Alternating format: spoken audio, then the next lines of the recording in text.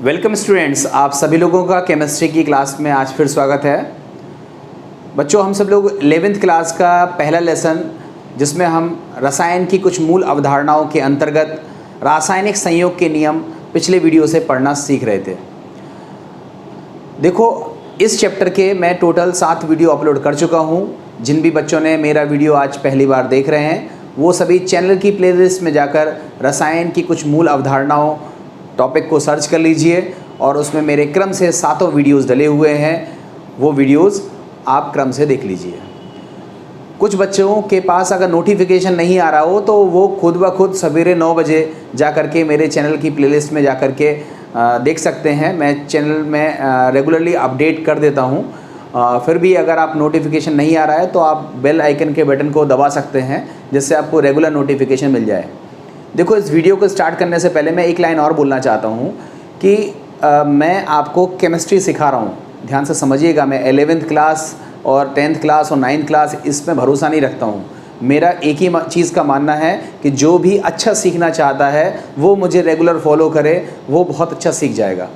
और जिन बच्चों को इम्पोर्टेंट चाहिए तो वो देखते जाइए मेरे वीडियोस, उसमें मैं अलग से इम्पोर्टेंट के आइकन बना दूंगा। आप इम्पोर्टेंट को पढ़ करके आप पास हो सकते हो, काम चल जाएगा आपका। बट मैं फिर से कहूँगा, मैं उन सभी स्टूडेंट्स के लिए बोल रहा हूँ जो रेगुलरिटी से बहुत अच्छे से पढ़ना चाहते हैं। आप सभी लोगों का 10th का रिज़ल्ट जल्दी ही आने वाला है।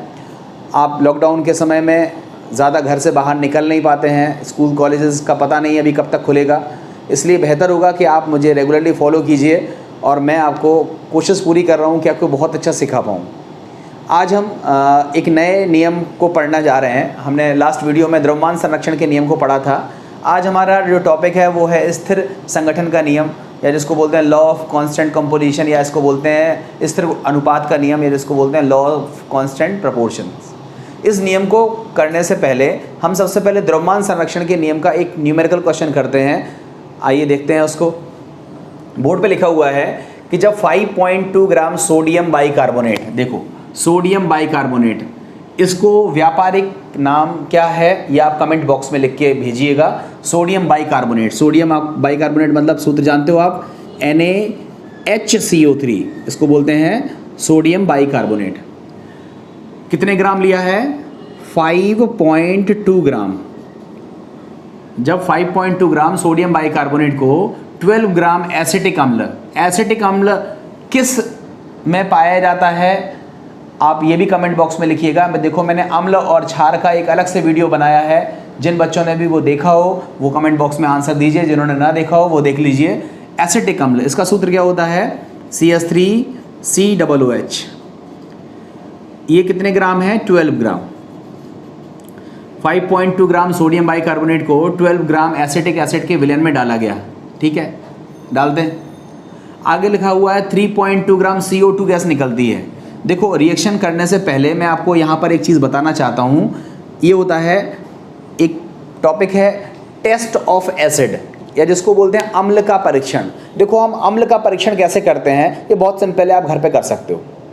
हमारे पास कोई भी अम्ल आपको दे दिया, हमने आपसे पूछा कि कैसे प्रूफ करोगे कि ये अम्ल है, तो आप कहोगे हम लिटमस डालेंगे। अब मान लो लिटमस तो घर में होता नहीं है कि लिटमस डाल दें, हर एक के पास नहीं होता है लिटमस पेपर। जो नीले लिटमस को लाल करता है वो अम्ल कहलाता है। ठीक है, तो अम्ल का एक और बेहतरीन टेस्ट होता है, वो होता है सोडियम बाइकार्बोनेट टेस्ट या सोडियम कार्बोनेट टेस्ट। दोनों टेस्ट चलते हैं। सोडियम बाइकार्बोनेट, सूत्र क्या होता है? NaHCO3। इसको हम बोलते हैं बेकिंग सोडा या खाने वाला सोडा, ये आपके घरों में मौजूद होगा। और अम्ल, कहोगे अम्ल हम कहाँ से लाएंगे? अम्ल आप देखोगे खट्टे पदार्थों में अम्ल होता है। आप एक काम करिए, नींबू लीजिए और एक कटोरी में उसका थोड़ा सा रस निचोड़ लीजिए, और निचोड़ने के बाद आप थोड़ा सा सोडियम बाइकार्बोनेट है वो उसमें डाल दीजिए। तो सोडियम बाइकार्बोनेट जैसे ही उसमें डालोगे आप देखोगे फटाफट उसमें से रिएक्शन होगी और बुलबुले से निकलेंगे। तो वो जो बुलबुले से निकल रहे हैं वो होती है झाग निकलना। झाग के साथ जो गैस निकलती है उस गैस का नाम होता है CO2 गैस। आप एक एग्जाम्पल और देख सकते हो, पेप्सी या मिरिंडा वगैरह की बोतल आप सभी लोगों ने देखी होगी। उस बोतल को आप जैसे शेक करते हो, ऐसे ढक्कन खोल देते हो तो तेज़ी से झाग से वो कोई गैस बाहर निकलती है। वो गैस कौन सी होती है? CO2 gas. तो जो सनसनाहट के साथ झाग के साथ बाहर निकलती है वो गैस कौन सी है? CO2 gas. इसमें कलर नहीं होता है, ध्यान रखना, CO2 गैस कलरलेस होती है, मतलब रंग नहीं होता है उसमें गंध भी नहीं होती है। ऐसा नहीं होता सूंघ के पहचान लोगे ये CO2 है, ना ही आप देख के पहचान सकते हो, केवल आप अनुमान लगा सकते हो, वो भी बुलबुले के साथ, झाग के साथ निकलती है तो वो CO2 गैस हो सकती है। कुछ लोग बोलेंगे कि सर क्या हम कैसे मान लेंगे कि वो CO2 गैस ही है? तो CO2 गैस को हम आगे फर्दर टेस्ट कर सकते हैं। हम CO2 गैस को अगर चूने के पानी में प्रवाहित करें तो चूने का पानी मिल्की हो जाता है, दूधिया हो जाता है। और ज़्यादा मात्रा में प्रवाहित करेंगे तो वो चूने का पानी जो मिल्की कलर आया था वो गायब हो जाता है। ये सारे टेस्ट मैं करके बताऊंगा। मैं आपको एक्सपेरिमेंट भी कोशिश करूंगा कि मैं एक्सपेरिमेंट के वीडियोस भी आपको प्रोवाइड करूं। आप बस रेगुलरिटी से अगर आप जुड़े रहते हैं तो आपको बहुत कुछ सीखने के लिए चीज़ें मिलने वाली हैं। जितना मुझे आता होगा मैं सब दे दूँगा मैं आपको, बस आप लेने के लिए तैयार रहिए। और हमेशा एक उत्साह होता है, उमंग होती है ना, चीज़ों को लेने की चाहत होती है कि सर वीडियो नहीं आया, सर वीडियोस डालिए। इस तरह से जब बच्चे कहते हैं तो लगता है हाँ वो पसंद कर रहे हैं, वो चीज़ों को लेना चाहते हैं। और कुछ लगता है बोझ लगता है, यार देख लेंगे, ढेर लग गया है वीडियो का, पता लगा देख लेंगे, फिर कह रहे हैं इतने सारे वीडियो हम कब देखेंगे। कभी नहीं देख सकते हो आप। ऐसे व्यक्ति कभी कुछ नहीं कर सकते हैं। जो व्यक्ति रेगुलर नहीं हो सकता है, पढ़ाई आधा घंटे का वीडियो रेगुलर देख नहीं सकता है, तो मुझे नहीं लगता है कि वो पढ़ाई के लिए सीरियस है। खैर वो आपकी पर्सनल मैटर है, मैं फिर कभी मोटिवेशनल वीडियोस में आपको इस सब चीज़ों पे बताऊंगा। बट फिलहाल मैं यहाँ पे बात कर रहा हूँ कि हमारे पास कोई एसिड है और उस एसिड में अगर हम सोडियम बाइकार्बोनेट डाल दें, बेकिंग सोडा डाल दें, खाने वाला सोडा डाल दें, खाने वाला सोडा नहीं है कोई बात नहीं, धावन सोडा डाल दीजिए, Na2CO3 डाल दीजिए, हम देखते हैं कि वो एसिड उस बेकिंग सोडा के साथ रिएक्शन करता है और उसमें से CO2 गैस निकलती है। और वो CO2 गैस रंगहीन है, गंधहीन है, मगर वो झाग के साथ बुलबुलों के रूप में निकलती है। कुछ ऐसा ही यहाँ होता है। तो ये सोडियम बाइकार्बोनेट है, इसमें हमने एसिड मिलाया है, इसमें एक गैस निकल रही है CO2। इस रिएक्शन में जल भी बनता है और इस रिएक्शन में सोडियम बाइकार्बोनेट भी बनता है, इस रिएक्शन में सोडियम एस्टेट भी बनता है, CH3COONA। मतलब ये जो रिएक्शन है मैं ऐसे लिख देता हूँ, ठीक है, थोड़ा ज़्यादा समझ में आ जाएगा। ये रिएक्शन में 3 उत्पाद बनते हैं। पहला उत्पाद क्या है? CO2 गैस, साथ में क्या बनता है? जल, और साथ में क्या बनता है? Sodium acetate. सूत्र लिखना नहीं आता होगा, सूत्र लिखने का वीडियो मैं अलग से बना चुका हूँ, इसको बोलते हैं सोडियम एसीटेट। जिसको नहीं आता वो सीखते चलिएगा, मैं हर चीज़ आपको बताता चल रहा हूँ, फिर मत कहिएगा कि बताया नहीं है। आपको सवाल में बोला गया है कि 5.2 ग्राम एसिटिक सोडियम बाइकार्बोनेट को 12 ग्राम अगर एसिटिक अम्ल के साथ मिलाएं तो 3.2 ग्राम CO2 गैस, CO2 गैस कितनी मिल रही है? 3.2 ग्राम। और शेष में दोनों आ गया, CO2 में तथा शेष द्रव्यमान 14 ग्राम प्राप्त होता है। मतलब शेष का द्रव्यमान कितना है? 14 ग्राम। तो आप बताओ कि यह परीक्षण द्रव्यमान संरक्षण के नियम की पुष्टि करता है नहीं करता है? तो हम क्या लिखेंगे? अभिकारकों का द्रव्यमान, अभिकारकों का द्रव्यमान। आप बताओ अभिकारक का द्रव्यमान कितना है? 5.2 ग्राम प्लस 12 ग्राम, तो कितना हो जाएगा? 17.2 ग्राम। और अगर हम उत्पाद का द्रव्यमान देखें, उत्पाद का द्रव्यमान, तो प्रोडक्ट्स का द्रव्यमान कितना हो गया? 3.2 प्लस 14.0 दैट इज 17.2 ग्राम। तो हम देख रहे हैं जितना अभिकारक का द्रव्यमान आया उतना ही उत्पाद का द्रव्यमान आया। इसका मतलब द्रव्यमान का कोई भी लॉस नहीं हुआ, इसलिए यह द्रव्यमान संरक्षण के नियम का पालन करता है, या इससे द्रव्यमान संरक्षण के नियम की पुष्टि होती है। ये आप भाषा लिख दोगे जैसा मैंने बोला है, ठीक है। तो यहाँ पर आपका ये क्वेश्चन हो जाता है। आइए अब हम देख लेते हैं स्थिर अनुपात के नियम को। बहुत इंपॉर्टेंट नियम है और बहुत पूछा जाता है स्थिर अनुपात का नियम। ये स्थिर अनुपात का नियम, या जिसको हम बोलते हैं लॉ ऑफ कांस्टेंट प्रोपोर्शन, इसका एक और नाम भी है स्थिर संगठन का नियम, लॉ ऑफ कांस्टेंट कंपोजिशन। ये पूरी हेडिंग आप यहाँ लिख लीजिएगा। अब सबसे पहले हम नियम के बारे में देख लेते हैं। नियम क्या है? इस नियम को पढ़ने से पहले मैं इसका एक एग्जाम्पल बताता हूँ तो आपको इसकी भाषा याद हो जाएगी, ठीक है। जैसे हमारे पास कोई यौगिक है, उसका नाम है H2O। देखो हमारे पास क्या है? कोई यौगिक है। यौगिक क्या होते हैं ये मैंने आपको पिछले वीडियोस में पढ़ा दिया है, पता होगा आपको। हमारे पास कोई यौगिक H2O है और इसको हम 2-3 जगह से प्राप्त करते हैं। इसको हम वर्षा से प्राप्त करते हैं, हम इसको नदी से प्राप्त करते हैं, हम इसको कुएं से प्राप्त करते हैं, ठीक है, कुएं से प्राप्त करते हैं। तो हमारे पास H2O को 3 तरह से हमने प्राप्त कर लिया। अब हमने क्या देखा कि चाहे वर्षा से प्राप्त किया हो तो H2O में 2 H है और 1 ऑक्सीजन है, नदी से भी प्राप्त किया हो तो 2 H है और 1 ऑक्सीजन है, कुएं से भी प्राप्त किया हो तो H2O में 2 H है और 1 ऑक्सीजन है।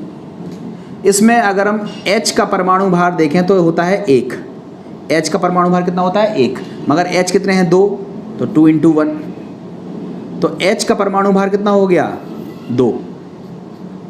और O का परमाणु भार कितना होता है 16। तो आप बताओ H और O का अगर हम अनुपात निकालें तो कितना हो जाएगा 2:16। इसको सॉल्व करेंगे तो कितना हो जाएगा 1:8। तो हमने वर्षा के जल में H और O का अनुपात निकाला तो कितना आया 1:8। नदी में भी वही जल था, उसमें भी कितना अनुपात आया 1:8। कुएं से भी जो पानी निकाला उसमें भी H और O का अनुपात कितना आया 1:8। तो मतलब एक यौगिक चाहे कहीं से भी प्राप्त किया जाए, चाहे कहीं से भी प्राप्त किया जाए, चाहे कहीं से भी बनाया जाए, ऐसा नहीं है कि हम प्राप्त कर सकते हैं। अगर मान लो हम H2 और O2 की रिएक्शन करा देते और कुछ कुछ उत्प्रेरक वगैरह की उपस्थिति ले करके हम रिएक्शन करा के और क्या बना देते H2O बना देते, तो उस H2O में भी H और O का अनुपात कितना आता 1:8 प्राप्त होता। मतलब कोई भी यौगिक चाहे वो किसी भी विधि से बनाया जाए या फिर वो किसी भी तरह से प्राप्त किया जाए, उसमें जो भी एलिमेंट रहते हैं उनका अनुपात हमेशा कैसा होता है स्थिर होता है। इसी नियम को हम क्या बोलते हैं स्थिर अनुपात का नियम। देखो बहुत सिंपल है, प्रत्येक रासायनिक यौगिक चाहे वह किसी भी विधि से बनाया गया हो अथवा प्राप्त किया गया हो, तत्वों के द्रव्यमान एक निश्चित अनुपात में उपस्थित होते हैं, अर्थात एक यौगिक में निश्चित प्रकार के तत्व एक निश्चित भारानुपात में संयुक्त रहते हैं। ये इसकी भाषा है और डिटेल मैंने आपको समझा दी है।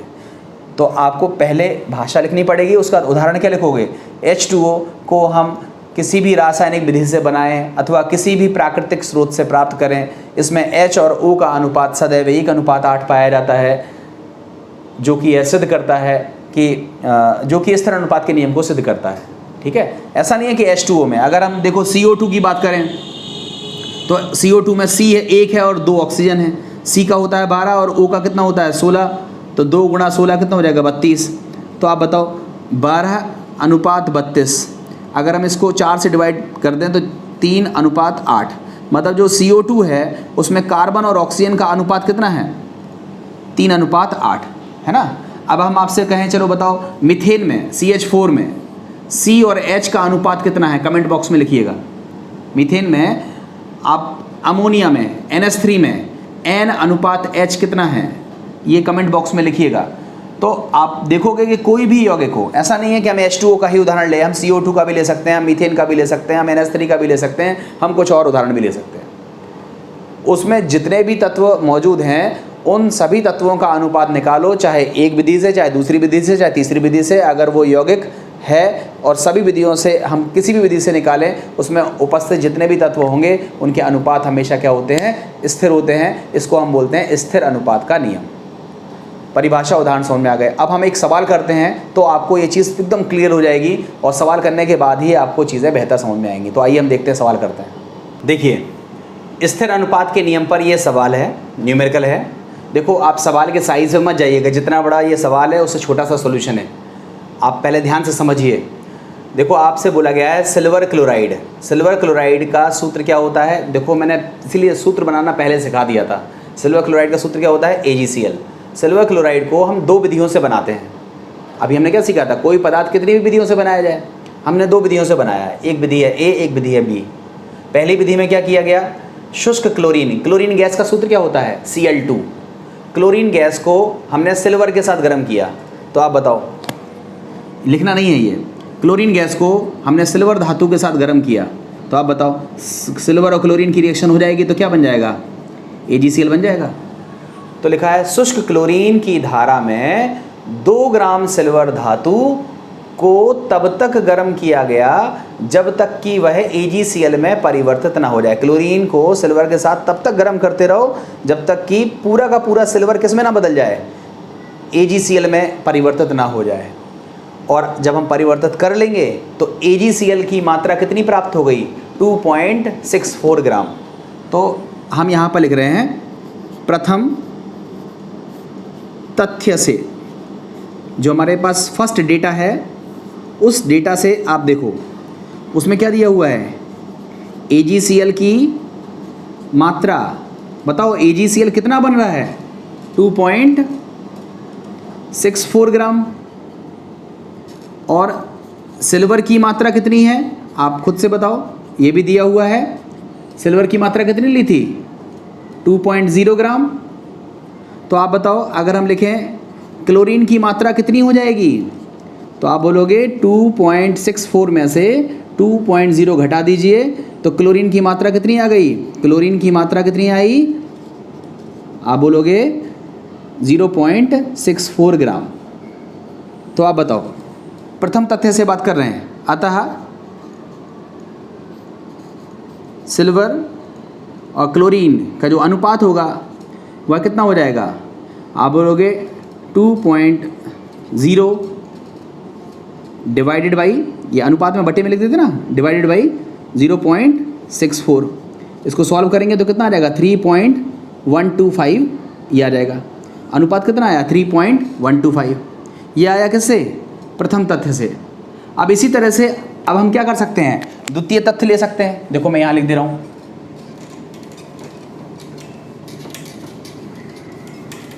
द्वितीय तथ्य से अब हमें जो चीज़ें दी हुई हैं उसको मैं लिख देता हूँ यहाँ पे सेकेंड डेटा से। देखो हम क्या लिखेंगे, द्वितीय तथ्य से, द्वितीय तथ्य से। अब ये द्वितीय तथ्य क्या है उसको आप चेक करो, आपको लिखा है 0.5 ग्राम सिल्वर। देखो ये चीज़ समझाने के लिए थी, ठीक है। अब ऐसे ही मैं यहाँ पर द्वितीय तथ्य को समझा रहा हूँ। 0.5 ग्राम सिल्वर मतलब हमारे पास सिल्वर है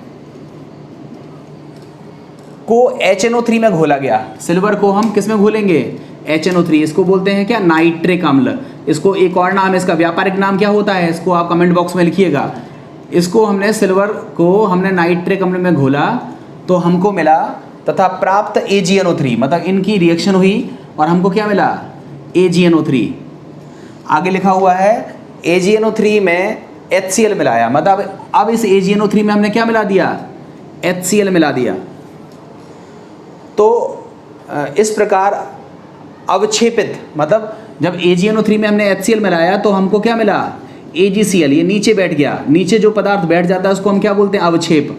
तो इस प्रकार अवक्षेपित AgCl को हमने सुखा लिया और तौला, तो ये जो AgCl था वह कितना पाया हमने, 0.66 ग्राम। 0.66 ग्राम क्या मिला, AgCl मिला। और कितना सिल्वर लिया था, 0.5 ग्राम। तो बताओ द्वितीय तथ्य से हम क्या लिखें, AgCl की मात्रा कितनी है, 0.66 ग्राम। सिल्वर की मात्रा कितनी है, 0.5 ग्राम। तो Cl की मात्रा कितनी हो जाएगी, आप कहोगे घटा दो, 0.66 में से 0.50 घटाएंगे तो Cl की मात्रा कितनी हो जाएगी, Cl की मात्रा कितनी हो जाएगी, 0.16 ग्राम ये हो जाएगी। तो लिखोगे अतः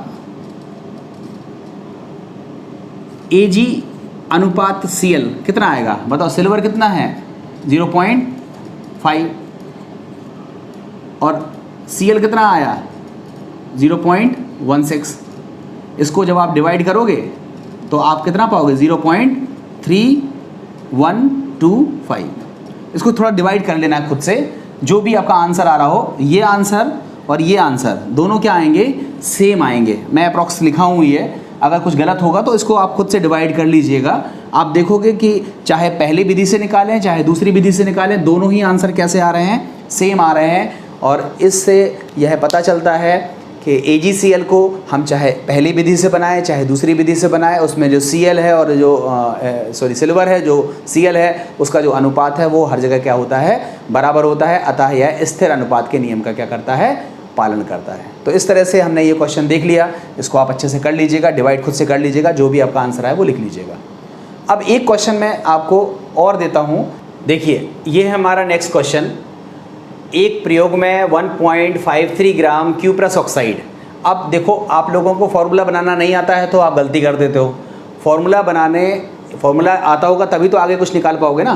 तो क्यूप्रस ऑक्साइड का सूत्र क्या होता है, ये आप सूत्र बनाने वाले वीडियो से देख लीजिएगा। नहीं देख पाओ तो मैं आपको यहाँ बता देता हूँ, आप वीडियो ज़रूर देख लेना जिससे आपको चीज़ें पता चल जाएँ। देखो कॉपर पे 1+ होता है तो उसको क्या पढ़ते हैं, क्यूप्रस आयन, इसको पढ़ाया जाता है क्यूप्रस आयन।